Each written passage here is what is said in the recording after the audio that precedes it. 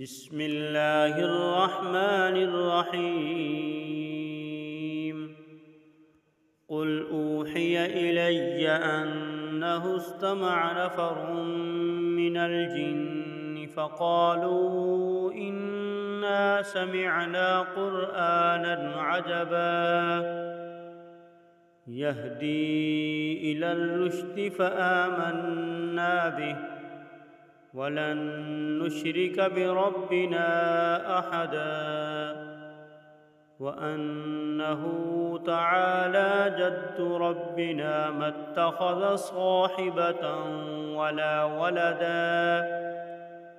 وأنه كان يقول سفيهنا على الله شططا وأنا ظننا أن لن تقول الإنس والجن على الله كذبا وأنه كان رجال من الإنس يعوذون برجال من الجن فزادوهم رهقا وأنهم ظنوا كما ظننتم أن لن يبعث الله أحدا وأنا لمسنا السماء فوجدناها ملئت حرسا شديدا وشهبا وأنا كنا نقعد منها مقاعد للسمع فمن يستمع الآن يجد له شهابا رصدا وأنا لا ندري أشر أريد بمن في الأرض أم أراد بهم ربهم رشدا وأنا منا الصالحون ومنا دون ذلك كنا طرائق قددا وأنا ظننا أن لن نعجز الله في الأرض ولن نعجزه هربا وأنا لما سمعنا الهدى آمنا به فمن يؤمن بربه فلا يخاف بخسا ولا رهقا وأنا منا المسلمون ومنا القاسطون فمن أسلم فأولئك تحروا رشدا وأما القاسطون فكانوا لجهنم حطبا وأن لم استقاموا على الطريقة لأسقيناهم ماء غدقا لنفتنهم فيه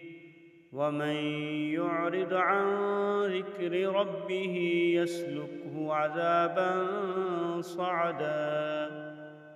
وأن المساجد لله فلا تدعوا مع الله أحدا وأنه لما قام عبد الله يدعوه كادوا يكونون عليه لبدا قل إنما أدعو ربي ولا أشرك به أحدا قل إني لا أملك لكم ضرا ولا رشدا قل إني لن يجيرني من الله أحد ولن أجد من دونه ملتحدا إلا بلاغا من الله ورسالاته ومن يعص الله ورسوله فإن له نار جهنم خالدين فيها أبدا حتى إذا رأوا ما يوعدون فسيعلمون من أضعف ناصرا وأقل عددا قل إن أدري أقريب ما توعدون أم يجعل له ربي عمدا عالم الغيب فلا يظهر على غيبه أحدا إلا من ارتدى من رسول فإنه يسلك من بين يديه ومن خلفه رصدا